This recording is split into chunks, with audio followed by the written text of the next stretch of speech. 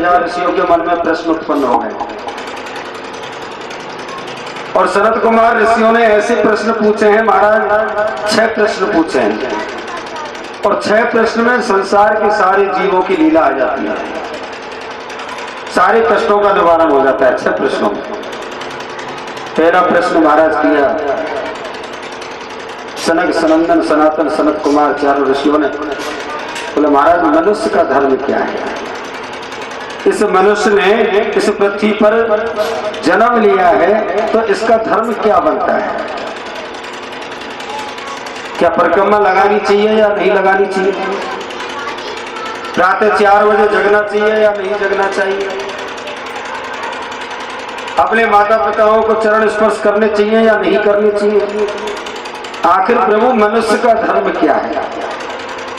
क्या सिर्फ यही धर्म है कि पिता ने बेटों को जन्म दिया और बेटों का विवाह कर दिया, बहू आई और बेटा को अलग कर दिया, और अलग करके पिताजी कुछ भी जाने माताजी कुछ भी जाने, हमको हमारी जिंदगी जीनी है?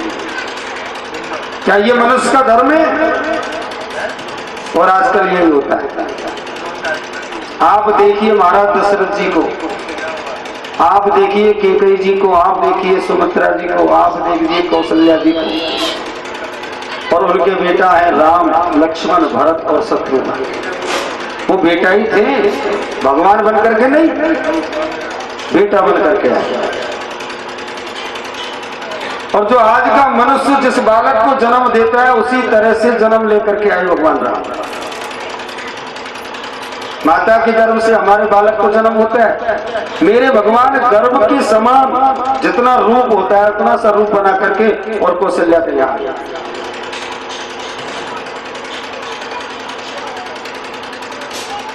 और पिता के कहने से, सौतेली माँ के कहने से, यानी राम जी की माँ कैकेयी नहीं थी, कौशल्या थी, लेकिन दूसरी माँ के कहने से भगवान ने 14 वर्ष देखो वन में निकाले। एक पुत्र ने 14 वर्ष निकाले हैं, अपनी योग माया से नहीं, शक्ति से नहीं, साधारण मनुष्य की तरह निकाले, वो भी एक बेटा है। और आज के युग के बेटाओं को देखा जाए ना तो बड़ा विचित्र लक्षण है। संस्कार घर से उत्पन्न होते हैं। तो इसलिए प्रभु ये बताइए कि मनुष्य का धर्म क्या है? सूत जी कहने लगे, हे ऋषियों, मनुष्य का धर्म तो यही है कि प्रातः काल जगना चाहिए, नित्य कर्म करके भगवान का भजन करना चाहिए, सबसे पहले माता पिताओं को, पृथ्वी माता को चरण स्पर्श करना चाहिए, उसके उपरांत में अपनी जीविका के लिए संसाधन करना चाहिए। लेकिन ये नहीं कि 24 घंटा जीविका के ही बारे में सोचते रहे, कल क्या करना है, रात को सो रहे तो चिंता, दिन में जग रहे तो चिंता, और बस माया ही माया की चिंता। ये मनुष्य का धर्म नहीं है। प्रेम से बोलो जय श्री राधा। क्यों जी, मुंह में भूख तो लग रही है, शायद भूख लग रही होगी सबको। हम बोले जय श्री, हम ही तो बोल रहे राधे पर, तुम्हारे मुंह पे काई लिख रहेगी जी? हमें तो ना है पंडित जी कराए, हमको तो बोलना क्यों? पंडित जी पैसा दे के लाएगा हमें तो है? ये तो मनुष्य का भाव हो गया संसार में। बहुत से तो सोच रहे पंडित जी तो घुमा के ले जाएंगे 7 दिन में, हम कहीं छोड़े हमारे धंधे पानी में। जय हो, प्रेम से बोलो जय श्री। बढ़िया ऐसे सोच लो। लेकिन हम तो ये कह रहे हैं कि आप चवन नहीं मतलब अपने जीवन को सुधार लो, बस सबसे बड़ा धन है। प्रेम से बोलो जय श्री। ये सबसे बड़ा धन है। जीवन में अगर परिवर्तन हो गया तो वो इतना अपार धन हो गया, इतना अपार धन हो गया कि हम जिधर हाथ देंगे ना उधर से धन ही धन निकलेगा। हमको धन ऐसे बटोरने की जरूरत नहीं है। प्रेम से बोलो जय श्री। अगर आपको रुपया देना है तो बस यही दे देना जब हम बोले ना जय श्री। बस तो मनुष्य का ये कर्तव्य नहीं है कि परिवार के लिए, पुत्रों के लिए जोड़ करके जाया जाए। अपना जो कर्तव्य है वो पूरा किया, राजाओं भगवान के भजन किए।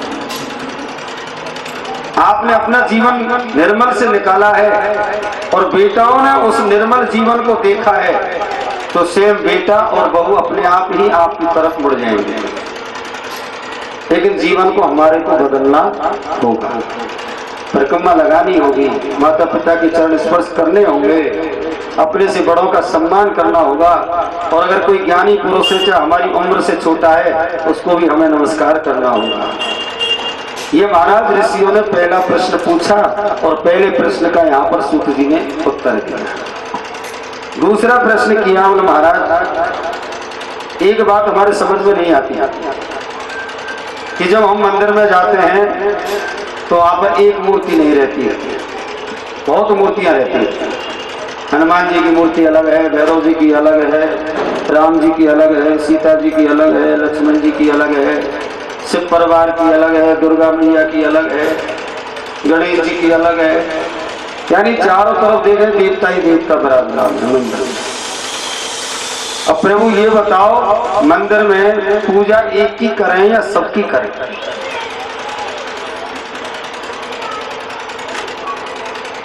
अब बड़ा विचित्र प्रश्न हो गया, पूजा एक की करें या फिर सबकी करें? तो साधारण सा जवाब है एक है साधे सब सबे और सब साधे सब। अगर मान लीजिए आप सारी मूर्तियों की पूजा एक मूर्ति की तरह करें तो कम से कम 365 दिन चाहिए सारी मूर्तियों को करने के लिए, यानी दिन और रात चाहिए तो कर पाओगे, ये नहीं 1 घंटा में कर देंगे। अब भोले बाबा तो मेरे ऐसे हैं कि 1 लोटा पानी चढ़ा दे वासे पसंद नहीं है। अब कोई जरूरी नहीं है 16 प्रकार से भोले बाबा की पूजा, वो तो प्रसन्न हो जाते हैं। लेकिन कुछ देवी देवता ऐसे हैं जिनका अगर हमने पानी डाल दिया तो 16 प्रकार की ही पूजा अति आवश्यक है। अब 16 प्रकार की पूजा कौन सी होती है? पाद्योर्पाद्यम हस्ते अर्घ्यम मुखे आचमनीयम सर्वांगे स्नानम पंचामृत स्नानम शुद्धोदक स्नानम फिर गंगा जल स्नानम फिर शुद्धोदक स्नानम गंधोदक स्नानम फिर स्नानम फिर वस्त्रम उपवस्त्रम यज्ञोपवीतम फिर अक्षतम नमस्करोमि फिर आचमनीयम फिर सुगंधि द्रव्यम फिर धूप दीपम फिर हस्त प्रक्षाल्य फिर नैवेद्यामि फिर ऋतुफलम तांबूलम द्रव्य दक्षिणा करोत ऊर्ध्ववर्धनम इत्यादि करके ये 16 प्रकार की पूजा होती है। अब बताओ अपन कर सकेगा? नहीं कर सकेंगे। तो ना तो पूजा अपन को मिल रही है ना ठाकुर जी को मिल रही है। पूजा करो तो सिर्फ एक ही करो, इष्ट रखो अपना एक रखो, और एक अगर इष्ट अपन के साथ में है तो वो सारे देवताओं को अपने आप ही बना करके आपके सामने है। प्रेम से बोलो जय श्री राम। कोई अतिथि जब हमारे घर पे आता है साधारण स्वभाव से समझ लीजिए कि एक की पूजा मतलब और भी उदाहरण है। जैसे मेरे घर में शादी है और पंडित जी की हमारे रिश्तेदार हैं, इनके 4 बेटा हैं, चारों मान लीजिए अलग अलग होते हैं, और पंडित जी हमारे से शरीर के द्वारा अभी स्थापित हैं। अब बताइए हमको कार्ड 1 देना है या 5 देना है? प्रेम से बोलो जय श्री। हमको 1 कार्ड देना है या 5 कार्ड देना है? 1 देना है। क्यों देना है भाई? या तो 5 मूर्ति है, क्योंकि अधिपति कौन होता है? एक होता है। जब रामचरण जी को कार्ड देने से पूरा घर ही एक हो गया, तो ऐसे देवता की एक की पूजा करें ताकि सारे देवता एक ही जगह स्थापित हो जाए। प्रेम से बोलो जय श्री राम। एक है साधे सब सधे सब साधे सब। बड़े सुंदर स्वभाव से महाराज सूत जी ने समझाया ऋषियों को। जैसे कि एक व्यक्ति पानी में डूब रहा था। अब पानी में डूब रहे, महाराज तैरना आता नहीं है, नदी उफान पर आ गई, झटपटाने लगा, हे भगवान बचाओ भगवान बचाओ। मेरे भगवान नारायण जी चलने लगे, भाई भगत बेचारा पानी में डूब रहा है, चलो बचाने चलते हैं। जैसे लक्ष्मी जी से कहने लगे हम अभी आते हैं, थोड़ी देर में उस प्राणी को बचा करके निकाल के और बस अभी ठीक है महाराज चलिए। अब भगत ने एक बार कहा, दो बार कहा, तीन बार कहा, भगवान मेरे चलने लगे, भगत का मन बदल गया। भगवान नारायण जी का तो नाम लेना छोड़ दिया और राम जी का नाम लिया। बोले राम जी आप बचाओ, राम जी आप बचाओ। नारायण ने कहा राम जी हैं, चलो लक्ष्मी जी हम बैठ जाते हैं। नारायण जी बैठ गए, राम जी चलने लगे, इतने में फिर मन बदल गया, हे भैरव बाबा आओ मुझे बचाओ। राम जी ने कहा हमारा भगत भैरव ही जा रहा है, हमको जाने की क्या जरूरत है। राम जी बैठ गए, अब भैरव बाबा महाराज अपने कुत्ता को लेके चले हैं। तुरंत फिर मन बदल गए, अरे दुर्गा मैया आओ मुझको बचाओ। भैरव बाबा ने कहा जो हमारी जगत जननी मैया ही जा रही है तो हमको जाने की क्या जरूरत है। भैरव बाबा रुक गए, जगत जननी जाने लगी, फिर मन बदल गया, हनुमान दादा आओ बचाओ, हनुमान दादा आओ बचाओ। मैया जी ने कहा हमारा भगत हनुमान ही जा रहा है, हमारा बेटा हनुमान ही जा रहा है तो हमें जाने की क्या जरूरत है। अंत में प्यारे सज्जनों कोई भी देवता उनकी सहाय नहीं कर पाया और उस भगत का हो गया गोविंदाय नमो। अगर एक पर ही विश्वास रखता तो निश्चित ही उनके प्राण बच सकते। प्रेम से बोलिए जय श्री। इसलिए भक्तों हे ऋषिगणों पूजा एक ही करनी है, इष्ट भगवान एक मानना है, सबकी मूर्तियों की पूजा करने की आवश्यकता नहीं है। महाराज तीसरा प्रश्न किया ऋषियों ने, बोले प्रभु ये बताइए हमें वेदों में लिखा है, पुराणों में लिखा है, शास्त्रों में लिखा है कि वेद हमारे परमात्मा है। ये वेद कौन है? परमात्मा, साक्षात परमात्मा। और वेदों में लिखा है कि मेरे परमात्मा ने अवतार लिया है। और वेद में यह भी लिखा है, गर्भ स्तुति को भी गाया है। एक तरफ तो ये लिखा है कि महाराज जन्म भी लिया और एक तरफ लिखा है कि अवतार लिया। जन्म कहा लिया? देवकी के गर्भ से भगवान कृष्ण ने जन्म लिया, माता कौशल्या के गर्भ से राम जी ने जन्म लिया। तो प्रभु एक तरफ तो वेद कहता है कि अवतार लिया और एक तरफ कहते हैं कि जन्म लिया। अगर अवतार लिया तो कैसे लिया, जन्म लिया तो कैसे लिया, ये हमें आप स्पष्ट बताएं। कोई कहता है अवतार 12 हुए, कोई कहता है 10 हुए, कोई कहता है 20 हुए, कोई कहता है 24 हुए। प्रभु हमारी इस शंका को आप मिटाइए। सूत जी कहने लगे हे ऋषियों 24 अवतारों की कथा मैं आपको 7 दिन में सुनाऊंगा। जितने अवतार हुए हैं सारे अवतारों की कथा मैं आपको सुनाऊंगा। और आप कहते हैं परमात्मा अजन्मे हैं, जन्मे हैं। मेरे गोविंद भगवत प्रेमियों अजन्मे हैं, उन्होंने गर्भ से जन्म नहीं लिया। और रामायण जी में लिखा है कि जातन से हरि गर्भ ही आए। तो रामायण झूठी नहीं है, वो भी सत्य है। सत्य लिखा है उसमें कि जातन से हरि गर्भ ही आए, सकल लोक सुख संपत्ति छाए। जिस दिन से भगवान परमात्मा राम जी नारायण जी गर्भाशय के अंदर आए, गर्भ के अंदर आए, उस दिन से पूरे भारतवर्ष में प्यारे सज्जनों आनंद की लहर उमड़ पड़ी। वो कौन सा गर्भ था? वो माता का गर्भ नहीं था। गर्भ गुफा को भी कहते हैं, गर्भ गर्भाशय को भी कहते हैं और गर्भ मकान को भी कहते हैं। प्रेम से बोलो जय श्री। मेरे भगवान राम जी उस मकान में आए, गर्भ रूपी मकान में, और जिस दिन से आए उसी दिन से आनंद होने लगे। इसलिए हे ऋषियों मेरे परमात्मा ने तो जन्म अवतार लिया है, जन्म नहीं लिया।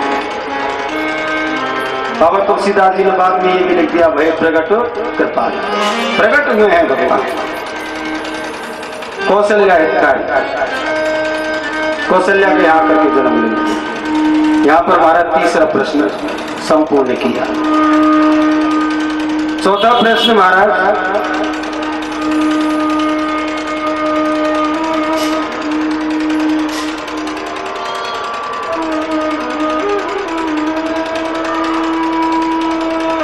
कि प्रभु भक्ता कैसा होना चाहिए। कथा सुनाने वाला जो 24 अवतारों की कथा सुनाते हैं, वो भक्ता कैसा होना चाहिए। नाच गाना करवाना चाहिए, हमेशा ढोलक तान मंदिरों में रहना चाहिए, या स्पष्ट रूप से भागवत जी का निरूपण करना चाहिए। सूत जी कहने लगे, इस संसार में, इस भारतवर्ष में वही सृष्टा वक्ता श्रेष्ठ है जो सागर को गागर में भर दे। एक कथा को इतनी लंबा ना करे कि दिन भर एक ही कथा में चला जाए। सूक्ष्म रूप में, कम शब्दों में, और मनुष्य का जीवन बदल जाए। गद्य रूप में श्रीमद् भागवत जी को कहना चाहिए, वही भक्त इस संसार में श्रेष्ठ होता है। प्रेम से बोलो जय श्री राधे, जय श्री राधे। यहाँ पर 5 प्रश्न, 4 प्रश्न हुए, दूसरा प्रश्न, 5वां प्रश्न हुआ महाराज,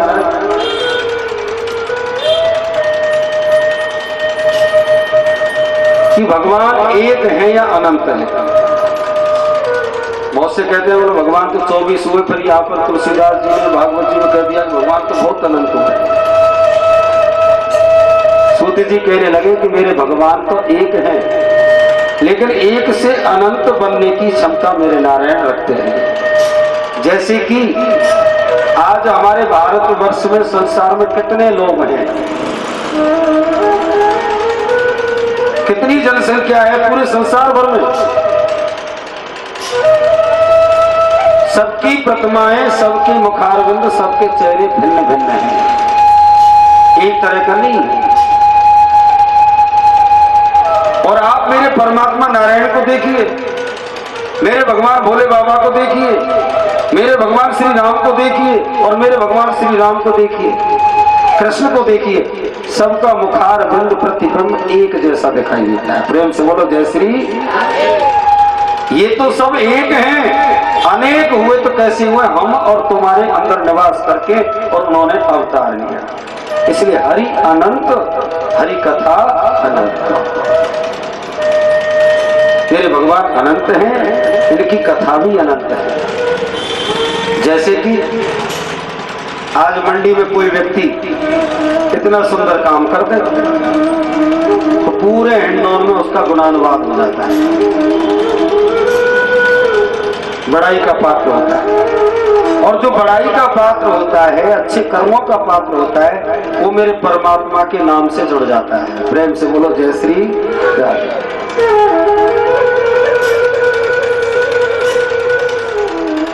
मेरे परमात्मा के नाम से कौन जुड़ता है? या तो जो परमात्मा से बैर करता है, विशेष बैर, या तो वो जुड़ता है, या विशेष प्रेम करता है वो जुड़ता है। अब छोटी मोटी बात नहीं, कहने में तो भोले बाबा पे जली नहीं चढ़ाऊंगा, अब ये कोई बैर नहीं है।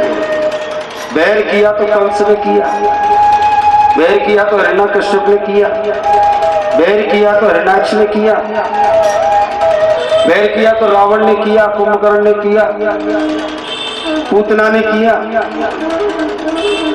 ऐसा बैर किया, ऐसा बैर किया तो साक्षात मेरे नारायण को अवतार लेना पड़ा। दुश्मनी करे तो ऐसी करे, और प्रेम करे तो ऐसे करे जैसे बुधरानी ने किया, सुदामा जी ने किया,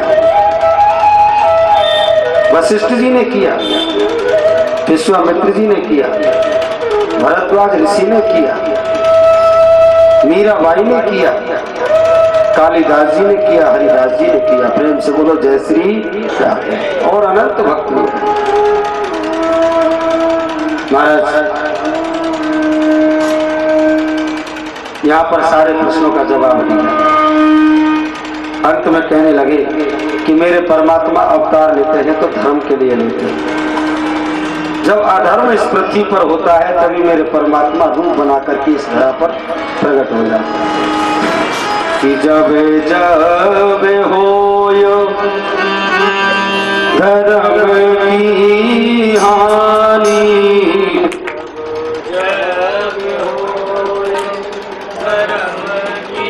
शरीरा तब धरि प्रभु विवेक, शरीरा तब सब धर प्रभु विवेक, शरीरा तब धरि प्रभु विवेक, शरीरा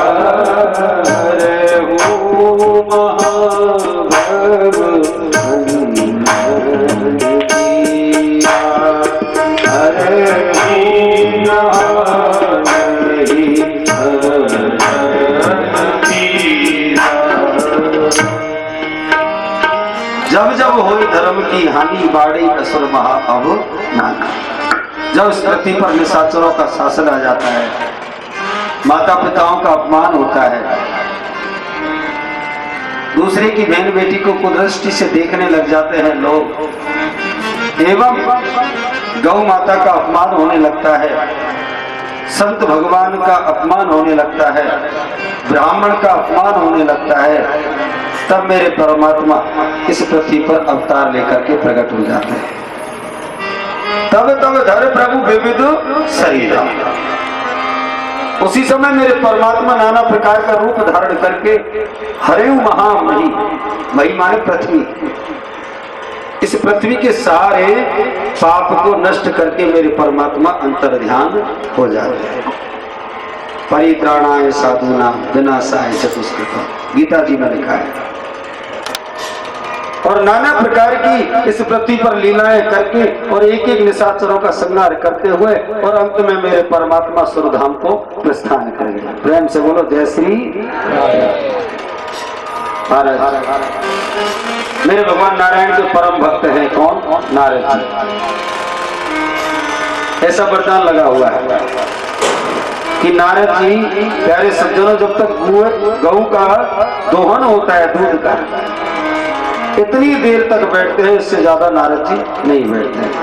गुइया की गुइयो गोपी थी और मनी मन में गुह, यानी मनी मन में नारद जी नाम लेते रहते। नारायण ओम नमो नारायणाय नमः, ओम नमो नारायणाय नमः, ओम नमो नारायण। इतना भक्त मेरे भगवान का नारद, इतना ज्ञान नारद जी के अंदर। नारम ज्ञानम ददाति इति नारद, जो ज्ञान से परिपूर्ण है वो नारद जी है। अब नारद जी वो नहीं है कौन से जो इधर उधर की करते हैं, वो नारद नहीं होते। बहुत से कहते हैं कि देखो आ गए हो नारद, मतलब कौन नारद? ये इधर उधर की करते रहते हैं, वो नारद है। प्यारे सज्जनों, उस व्यक्ति को नारद की उपमा मत दीजिए। नारद भगवान तो ऐसे हुए हैं जिन्होंने मेरे परमात्मा के अवतारों को प्रकट कराया। जहां नारद जी पहुंच गए वहां पर कोई कोई मेरे परमात्मा की अलग ही लीला निकल करके आए। ऐसे नारद जी महाराज, नारम ज्ञानम ददाति इति नारद, जिनकी बात को देवता भी नहीं पीटते हैं, वो है नारद जी। नारद जी के मन में विचार आया कि देखो, हम एक बार तो हम भगवान लक्ष्मी नारायण जी के पास पहुंचे हैं, तो वहां थोड़ा सा हमने झगड़ा करवा दिया दोनों। अब नारद जी का झगड़ा कौन सा? यही भगवान के नाम का। ब्रह्मलोक में पहुंच गए, हमारी माता और पिता दोनों में उनमें झगड़ा करवाया।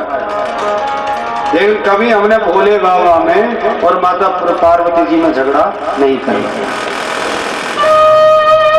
प्रेम से बोलो जय श्री